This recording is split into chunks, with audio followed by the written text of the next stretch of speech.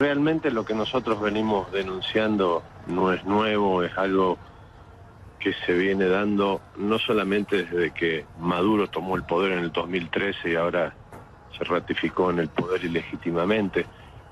Y siempre el gobierno chavista ha venido dando vueltas y vueltas de tuerca una vez más en contra, no solo de la libertad de prensa, de los periodistas de ejercer el periodismo, sino también de la libertad de asociación, la libertad de reunión y en general la libertad de expresión de todos los ciudadanos. Hasta hace poquito y apenas había asumido Maduro ahora en enero, la asamblea ilegítima del chavismo estaba trabajando sobre una ley de ciberseguridad para realmente, además de los programas que está cerrando, de los diarios que ya no deja de circular por no darle papel, de todos los medios que ha cerrado y sobre todo de la insistente propaganda que hace a través de medios que no son públicos, sino son gubernamentales, desde Telesur y tantas otras empresas periodísticas del gobierno chavista, lo que ha hecho es cercenar en forma sistemática, periódica y persistente la libertad de prensa. Así que esto del programa de Rendón no es nada nuevo, es parte de una estrategia comunicacional o de propaganda del régimen, que está de repente ya en sus postrimerías, pero cuanto mayor problemas tiene para atornillarse al poder, obviamente la represión será cada vez mayor. Así que lo que está pasando ahora creo que en las próximas semanas se agudizará. ¿Han logrado calcular en la Sociedad Interamericana de Prensa los cierres de emisoras, programas de radio, televisión o periódicos a causa de la censura? Sí, tenemos las estadísticas, no las tengo en este momento aquí, pero en realidad prácticamente han cerrado el 80, 85, 90% de los medios independientes y críticos que existían, y esto no es ahora de golpe, sino que ha sido un ejercicio de censura oficial muy paulatina, desde el mismo momento, yo diría en el primer año que asume el poder Hugo Chávez en 1999. Es decir, ha sido, como dije antes, persistente, metódico, periódico, de la forma que han ido acotando los espacios para la prensa independiente.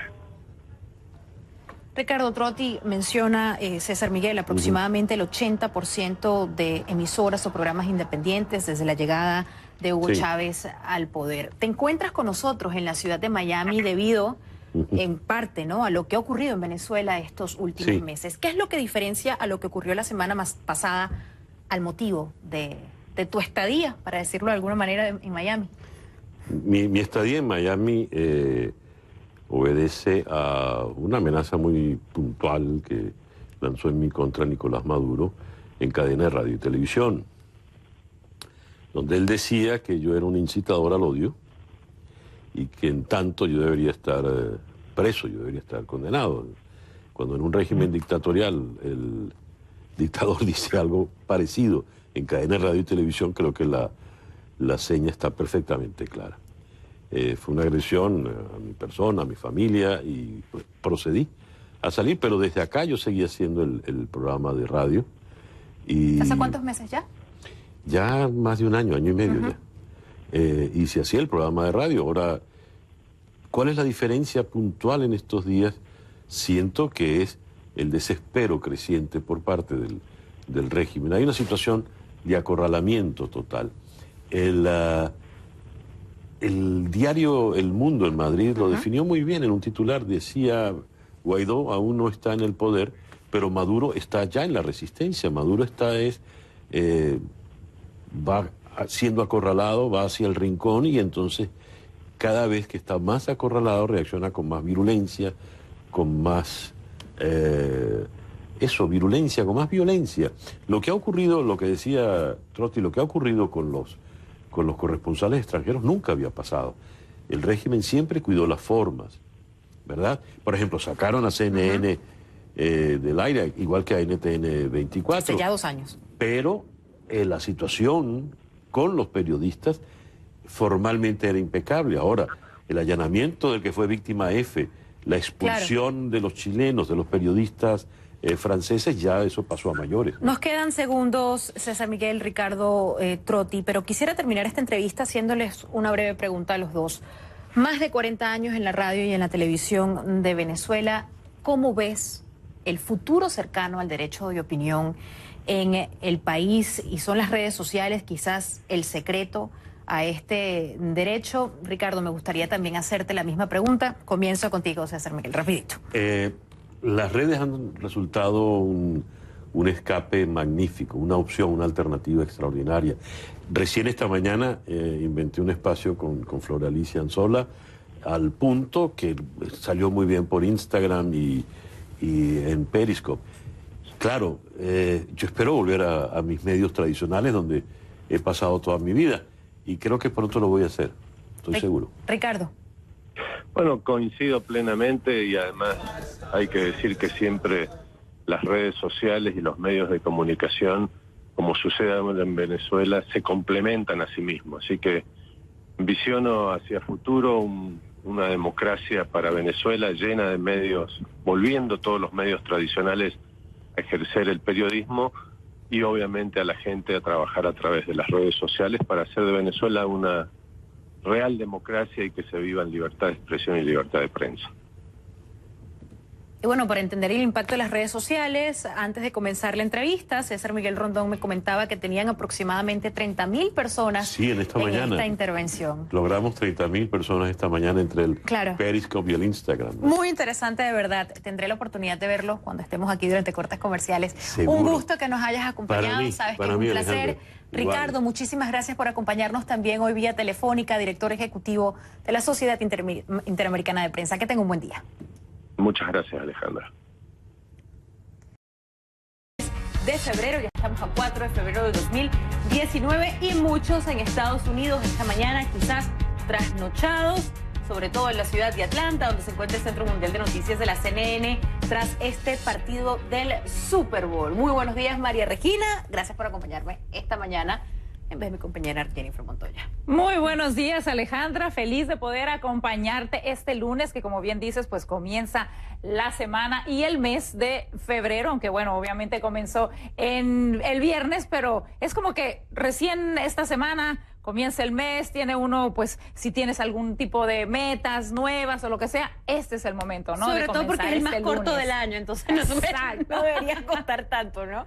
Ay, sí, pero bueno, muchísima información, Alejandra, ya hablabas de lo que fue el Super Bowl, un evento que reunió a millones y millones de personas alrededor del mundo, tanto por el juego en sí, por supuesto, como por los comerciales, el medio tiempo, etcétera. Pero bueno, ya tendremos tiempo de hablar de eso. Vamos directamente a nuestra pregunta del día, que el día de hoy tiene que ver, por supuesto, con Venezuela y todo lo que está sucediendo pues en ese país. Efectivamente, mucho ha pasado en estos últimos minutos, sobre todo por el lado de la Unión Europea y el reconocimiento de varios países de la Unión Europea a Juan Guaidó como presidente encargado. Pero vamos a hablar del presidente de Estados Unidos en la pregunta del día, ¿no es así? Así es.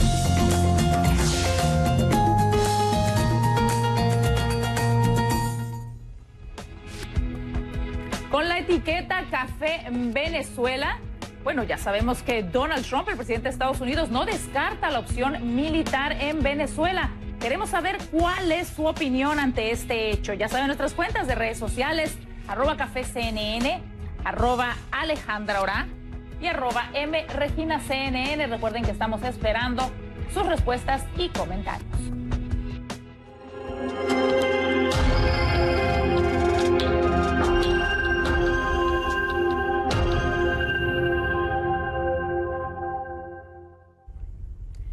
Se siguen sumando países que reconocen a Juan Guaidó como presidente encargado de Venezuela.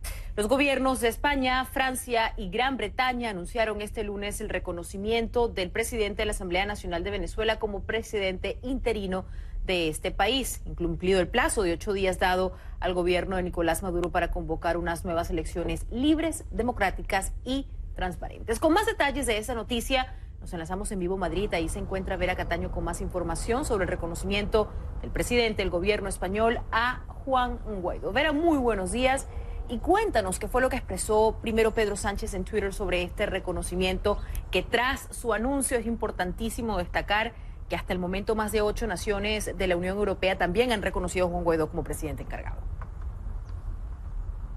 ¿Qué tal, Alejandra? Muy buenos días. Y efectivamente nos encontramos justo delante del Palacio de la Moncloa, donde hace algunos minutos se producía ese breve discurso de Pedro Sánchez, en el cual, eso sí, anunciaba que reconoce a Juan Guaidó como presidente encargado. Esas fueron las palabras que utilizó de Venezuela. Recordaba él también que se le había dado un plazo, al igual que otros países de la Unión Europea. Recuerden, el pasado sábado 26 de enero, en aquel entonces se estableció que Nicolás Maduro tenía un plazo de 8 días para convocar elecciones en Venezuela. En caso contrario, España, entre otros países europeos, reconocerían a Juan Guaidó. Y además Sánchez explicaba que la legitimidad de Juan Guaidó en este caso emana de haber sido elegido como presidente de la Asamblea de Venezuela. Una asamblea, dijo Sánchez, que se fue surgida tras las últimas elecciones que fueron reconocidas por la comunidad internacional. Vamos a escuchar una parte de este discurso de Sánchez.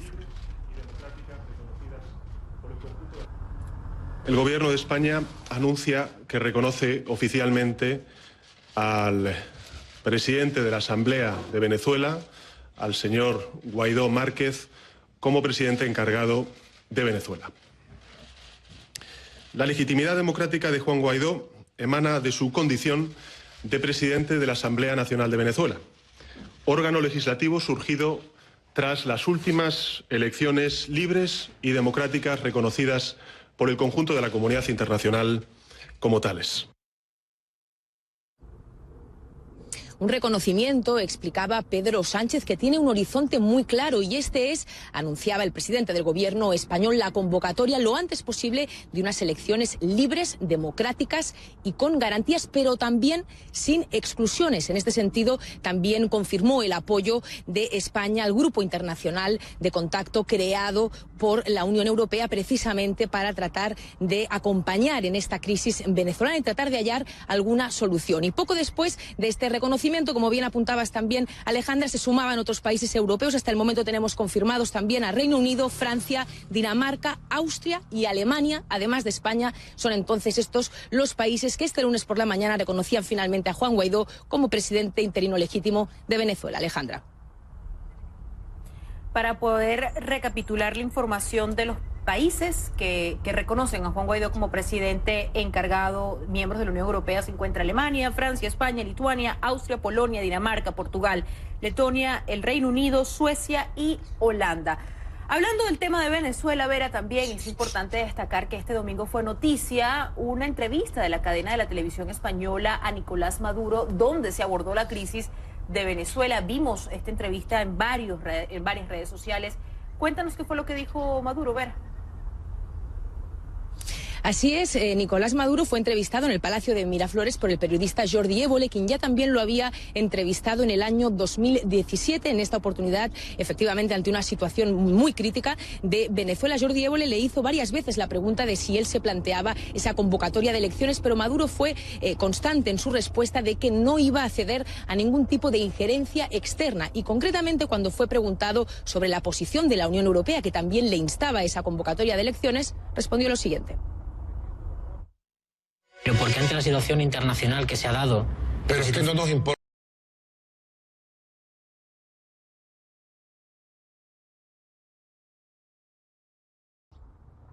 Escuchábamos las críticas, por lo tanto, de Nicolás Maduro a la Unión Europea y, por cierto, que también le propició críticas, en este caso, a Pedro Sánchez y a España. Alejandra. Efectivamente, gracias por acompañarnos, Vera. Vamos a retomar esta y otras informaciones más adelante durante el transcurso de Café CNN. Vera Cataño con nosotros en vivo desde Madrid. Y bien, este lunes Canadá va a ser el anfitrión del Grupo de Lima para discutir la estrategia a seguir ante la crisis de Venezuela. Y la mayoría de los miembros del bloque de 14 gobiernos no reconoce a Nicolás Maduro como el presidente y trata de establecer una salida tanto democrática como pacífica para el país. Estados Unidos, por su parte, ha brindado pleno apoyo a Juan Guaidó. También la Unión Europea y varios países latinoamericanos han decidido unirse en el denominado Grupo de Contacto Internacional sobre Venezuela, que tendrá su primera reunión este jueves 7 de febrero en Montevideo, Uruguay. Durante este encuentro, los miembros explorarán posibles salidas a la crisis en el país suramericano. El grupo está compuesto por la Unión Europea, Francia, Alemania, Italia, Holanda, Portugal, España, Suecia y el Reino Unido, así como Bolivia, Costa Rica, Ecuador, Uruguay y México. Bien, seguimos hablando de Venezuela, esta vez sobre la entrega de ayuda humanitaria, y es que el administrador de la Agencia de Estados Unidos para el Desarrollo Internacional, Mark Green, dijo que están trabajando duro para concretar la entrega. Y se trata de un cargamento de toneladas y alimentos suplementarios que estarían listos para ayudar a los niños desnutridos de Venezuela. La declaración de Green sobre la ayuda humanitaria a Venezuela fue hecha a través de su cuenta de Twitter, junto a una fotografía que muestra cajas con la comida embalada. Y en lo que concierne a la difícil situación socioeconómica que actualmente sufre la mayoría de la población venezolana, Juan Guaidó hizo pública este domingo la hoja de ruta de su ejecutivo interino para entregar asistencia humanitaria a los más necesitados en Venezuela. Y a través de su cuenta de Twitter fue donde anunció que se van a crear 3 centros de acopio de ayuda bajo el auspicio de una coalición nacional e internacional. Como segundo paso, promoverá movilizaciones para exigir a las Fuerzas Armadas que permitan el ingreso de la asistencia. Por último, solicitará a la Unión Europea la protección de los activos del país en el viejo continente. También es importante destacar que durante este pasado fin de semana el presidente de Estados Unidos, Donald Trump, manifestó que la opción del uso de la fuerza militar contra Nicolás Maduro continúa sobre la mesa. Trump hizo la afirmación durante una entrevista en el programa Face the Nation de la cadena de televisión CBS, en la que declinó abundar qué exactamente lo motivaría a ordenar la intervención del ejército de Estados Unidos. El mandatario también reveló que Maduro le habría solicitado un encuentro hace ya unos meses, pero que él declinó la oferta. Y los militares en Venezuela pueden inclinar la balanza en esta lucha por el poder. Nicolás Maduro, acompañado por el alto mando militar, efectuó esta supervisión rumbo a la denominada Operación Cívico-Militar Bicentenario de Angostura 2019. Según el gobierno de Venezuela, las prácticas están enmarcadas en el despliegue de los ejercicios militares Bicentenario de Angostura, y se va a llevar a cabo del 10 al 15 de febrero del año 2019. Este domingo, el presidente Maduro supervisó una serie de maniobras militares desplegadas por las fuerzas especiales de la Armada Bolivariana en el apostadero naval ubicado en el estado Aragua, a más de 100 kilómetros de Caracas.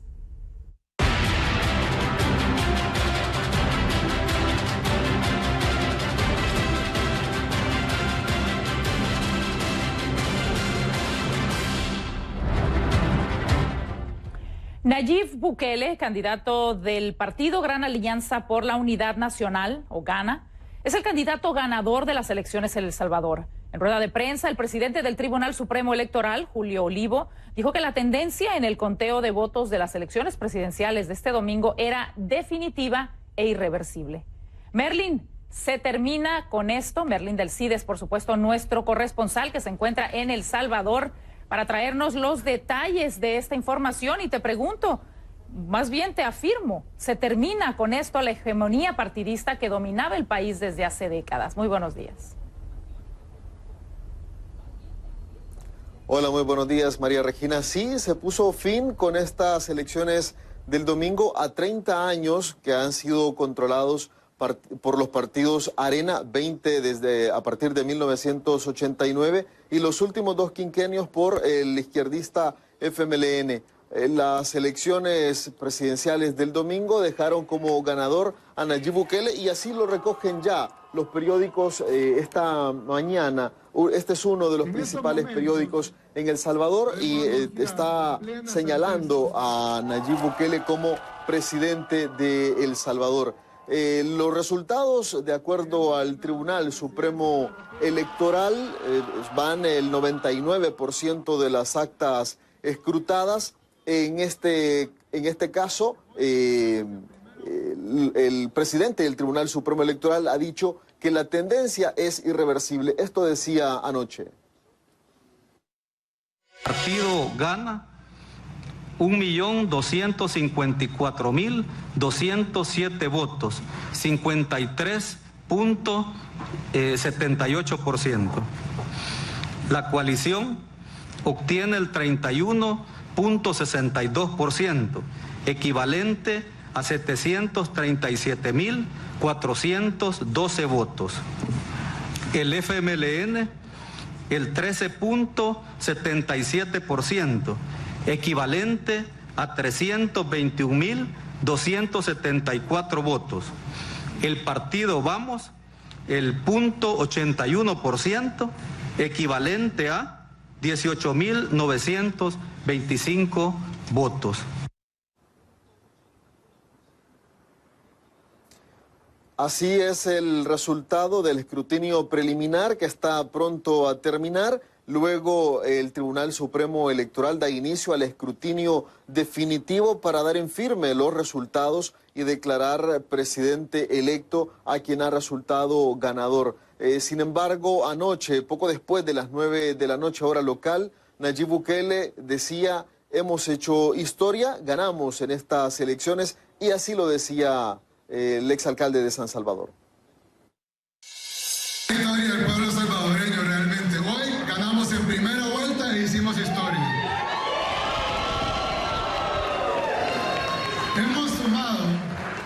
Hemos sumado más votos que Arena y que el FMLN juntos.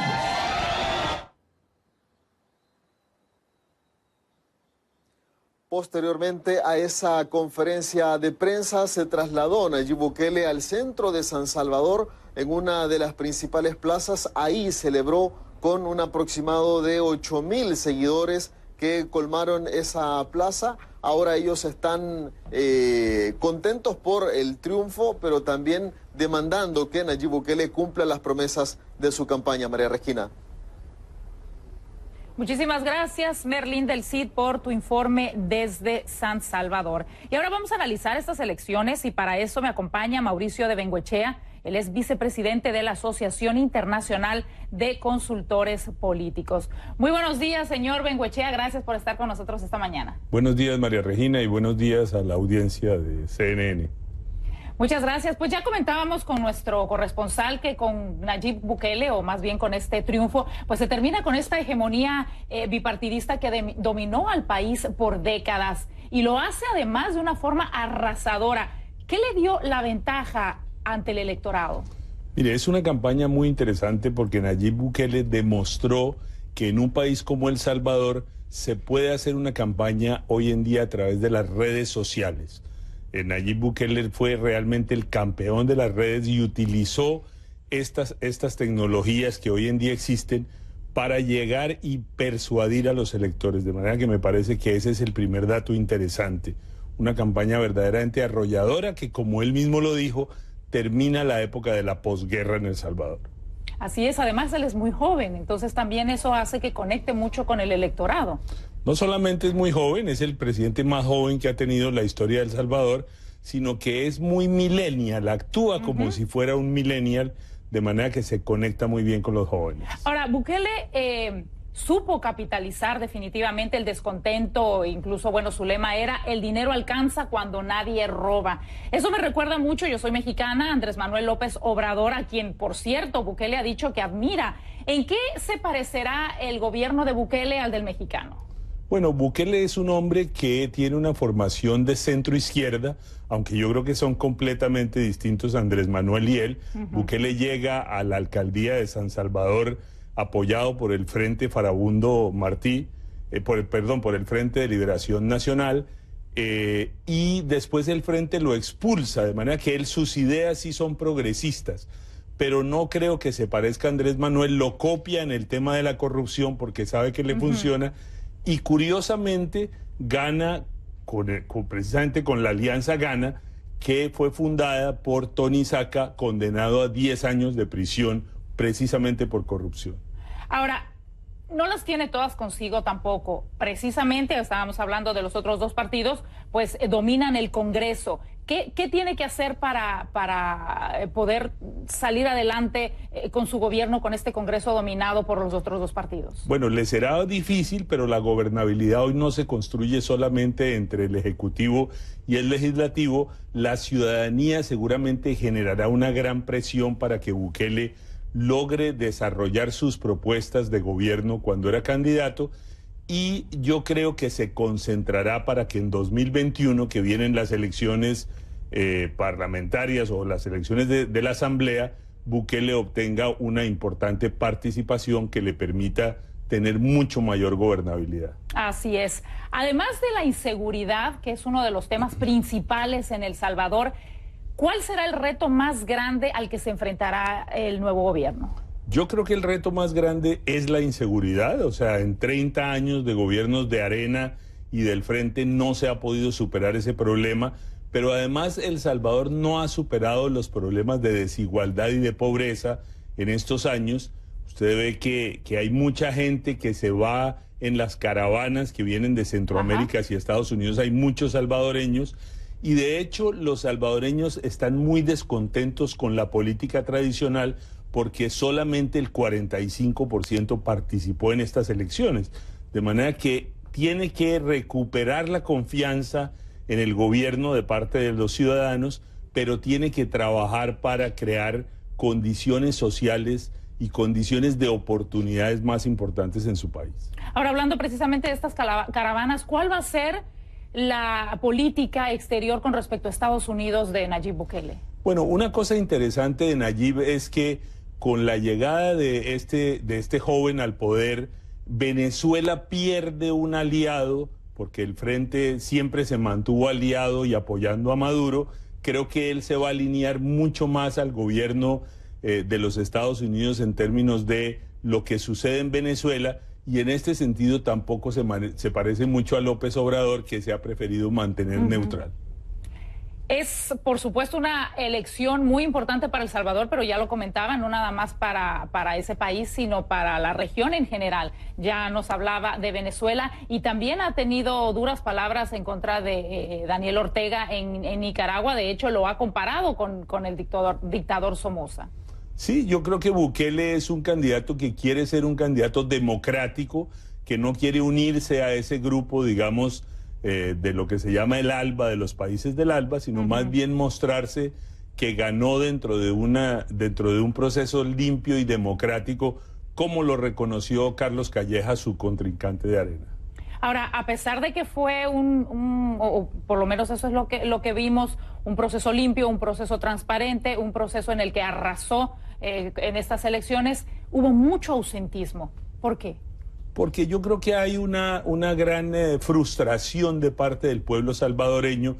Arena tuvo 4 gobiernos donde evidentemente se avanzó en términos económicos, pero no se generaron condiciones, digamos, de equidad en El Salvador. Y yo creo que los gobiernos del Frente fueron, por el contrario, abandonaron por completo las propuestas, digamos, de los partidos de izquierda y además estuvieron muy ligados al tema de la corrupción. Los 3 últimos presidentes de El Salvador fueron condenados por temas de corrupción, de manera que cuando la cabeza da mal ejemplo, los ciudadanos se sienten molestos y aislados, digamos, de la política. Claro, pues realmente unas elecciones muy interesantes, un resultado muy interesante también. Y nada, le agradezco que haya estado con nosotros para entender un poco mejor lo que sucedió entonces en El Salvador el día de ayer. Muchísimas gracias, señor Mauricio Bengoechea, de la Asociación Internacional de Consultores Políticos. Muy buenos días. Buenos días, María Regina.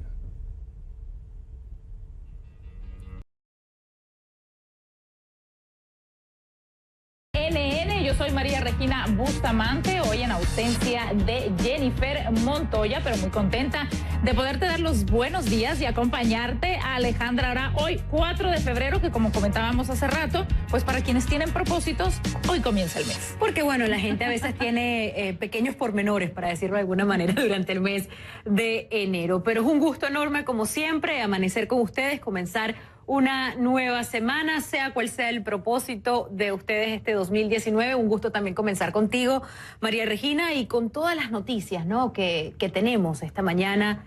La verdad, es un día donde no falta ningún tipo de información. Así es, y Venezuela, por supuesto, está a la cabeza de toda esta información, no solamente hoy, durante el fin de semana y la semana pasada. Así que bueno, vamos a comenzar precisamente con eso.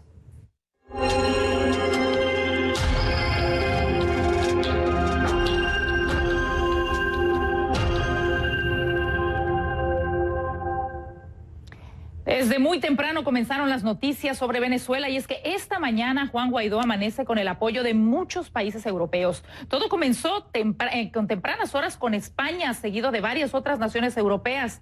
Pero hay otros países que comienzan la semana criticando la interferencia extranjera en Venezuela. Vamos con Claudia Rebasa en Londres con los detalles. Claudia, muy buenas tardes para ti. Hola, muy buenos días, María Regina, muy buenos días, amigos de Café. Así es, María Regina, luego de ese plazo que le diera la Unión Europea y varios países al presidente de Venezuela, Nicolás Maduro, varios países este lunes por la mañana salieron anunciando que apoyaban al presidente de alguna encargado, algunos le dicen presidente interino, lo llaman. Pedro Sánchez fue el primero que salió esta mañana a dar su apoyo, también fue Francia, fue España, Austria, Alemania, Gran Bretaña, Dinamarca y los Países Bajos, entre otros. Pero hay algo importante que señalar aquí, María Regina, es que varios de esos países en sus anuncios dijeron que ellos reconocen a Juan Guaidó como presidente interino, pero que ellos esperan que él celebre elecciones generales pronto. Y es que la Unión Europea ha sido muy cauta en este argumento, María Regina, y es que, sin embargo, aunque el Parlamento Europeo la semana pasada lo reconoció, la Unión Europea ha sido muy clara.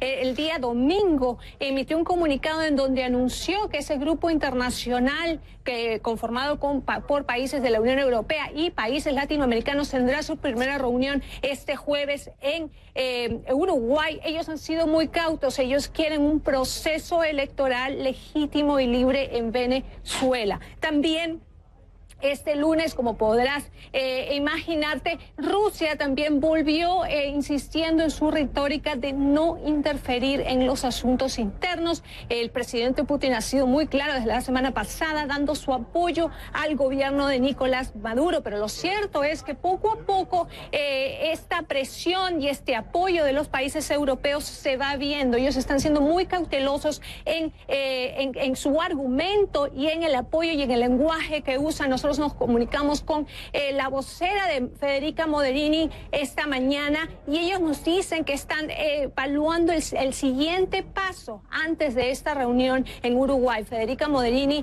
tiene una reunión con la Liga Árabe este lunes y se espera que escuchemos por parte de ella durante el lunes por la tarde. María Regina. Muchísimas gracias, Claudia Rebasa, por tu informe. Y hay que decir que Juan Guaidó, quien se declaró presidente interino de Venezuela, agradeció a los varios países el reconocimiento para ejercer su cargo. Vamos a leer varios de ellos. España, por ejemplo, dijo: agradecemos al presidente Pedro Sánchez y a todo el gobierno español por su reconocimiento y su apoyo a nuestra ruta de lucha por la democracia. Gracias por su respaldo y compromiso. Venezuela entera agradece este gesto. Este es otro. Gracias al gobierno del Reino Unido por reconocer la lucha del pueblo de Venezuela.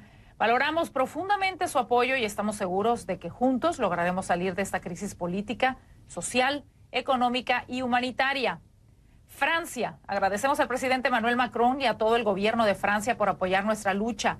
Juntos lograremos cese de la usurpación, gobierno de transición y elecciones libres para el rescate de nuestra nación. Agradecemos al gobierno de Austria por su reconocimiento a la legitimidad de las acciones que emprendemos junto a todo el pueblo de Venezuela por la conquista de nuestras libertades y derechos. Agradece en un tuit más al gobierno de Dinamarca por su reconocimiento y respaldo a nuestra ruta de lucha para lograr elecciones libres, justas y transparentes en Venezuela. Gracias también al gobierno de Polonia por reconocer y respaldar a todos los venezolanos en esta lucha que emprendemos por rescatar la democracia, la libertad y la justicia de nuestra nación. Por su parte, Nicolás Maduro habló esta mañana a las fuerzas militares y esto es parte de lo que dijo. Escuchemos. Nosotros somos la Venezuela buena, la Venezuela de verdad. Nosotros somos los que llevamos la bandera de la dignidad, del decoro, del honor, frente a quienes convocan al intervencionismo imperialista, frente a quienes entregan su alma al diablo imperialista. Ellos creen que Venezuela no tiene quien la defienda. Ellos tienen la creencia de que Venezuela no tiene quien la ame. Y aquí estamos los que amamos a Venezuela, los que defendemos a nuestra patria con nuestra propia vida si fuese necesario. Por otro lado, este lunes Canadá será el anfitrión del Grupo de Lima para discutir la estrategia a seguir con Venezuela. Nuestro compañero Gustavo Valdés está precisamente en Canadá, en la ciudad de Ottawa, con todos los detalles de esta importante reunión. Muy buenos días, Gustavo, adelante. ¿Qué tal? Muy buenos días. Los cancilleres y representantes de los países miembros del Grupo de Lima, 11 de los 14, ya están en este edificio de Relaciones Exteriores de Canadá, en donde a las 9:40 de la mañana iniciarán oficialmente la sesión. Estamos esperando que hagan algunas declaraciones a los medios de comunicación que se han dado cita, y son 3 los temas que se van a tocar según la agenda que hemos recibido. Primero van a tener una reunión con otros socios internacionales, es como le llaman, para ver la manera en que se puede presionar o se puede llegar a un acuerdo con el presidente Maduro para que se realicen elecciones en Venezuela. Después van a hablar sobre la crisis humanitaria, cómo ayudarles, ya sea con ayuda financiera o de qué manera se puede ayudar a los venezolanos. Y el tercer punto que se tratará esta tarde es la situación de los refugiados, los millones de venezolanos que han abandonado su país en busca de alguna vida mejor debido a la situación que se vive en Venezuela. Así es que es una agenda bastante completa.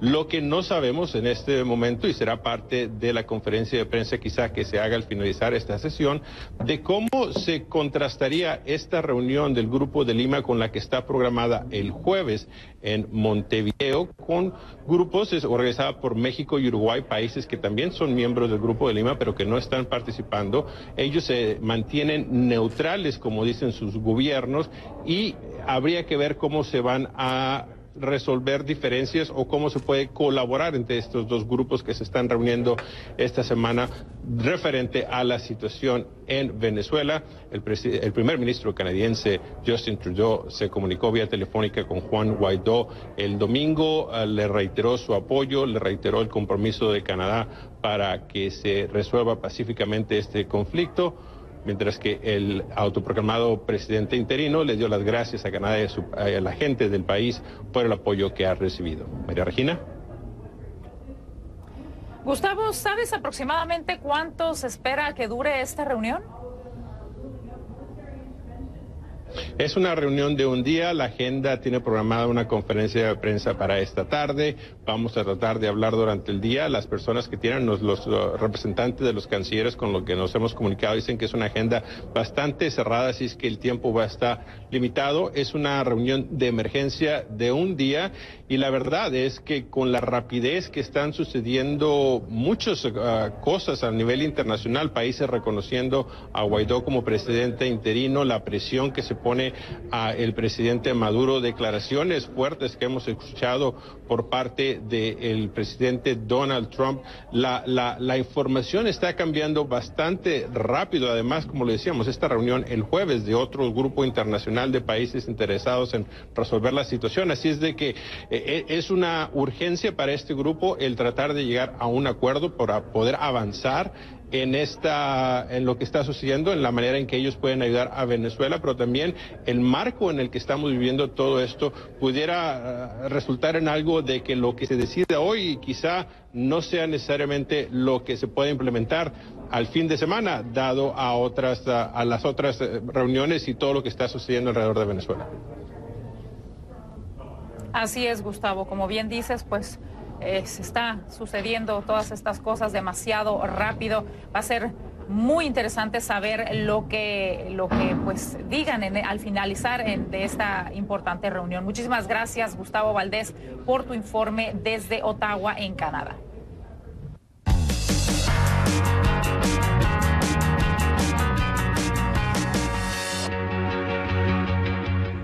Si hace unos días lo teníamos.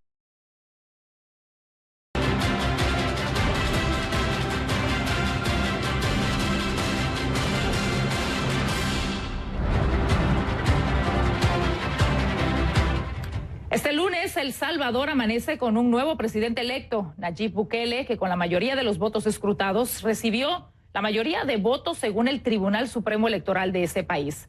Vamos hasta San Salvador con nuestro corresponsal Merlin del Cid, que tiene los detalles de esta jornada electoral. Merlin, te saludo con gusto.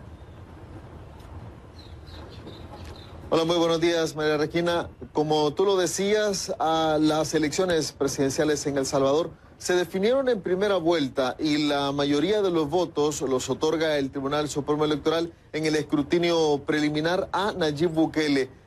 Anoche el Tribunal Supremo Electoral decía que la tendencia era irreversible y ahora ya se ha contabilizado el 100% de las actas y poco más del 53% de esos votos le pertenecen a Nayib Bukele. Él necesitaba, o cualquiera de los candidatos necesitaba, el 50+1 de los votos válidos para ganar en primera vuelta y la ventaja entre los votos que sacó Bukele y el resto de candidatos es abismal. Incluso él destacaba eso en una rueda de prensa en la que se declaraba ganador. Vamos a escuchar lo que decía anoche el presidente del Tribunal Supremo Electoral.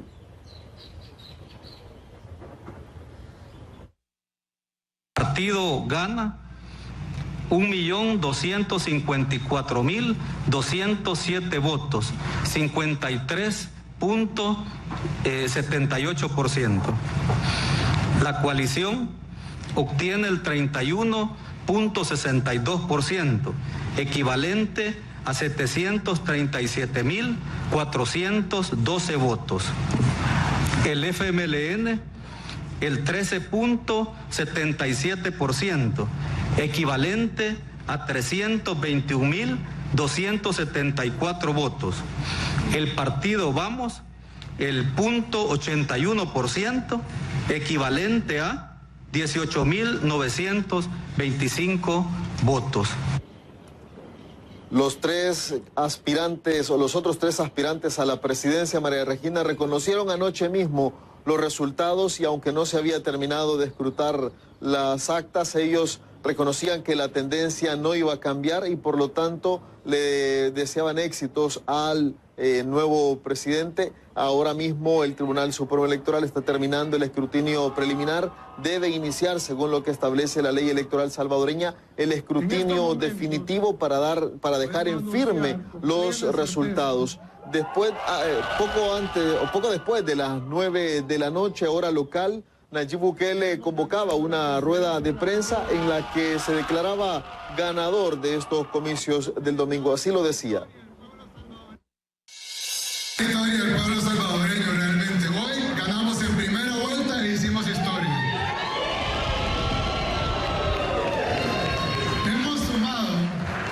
Hemos sumado más votos que Arena y que el FMLN juntos.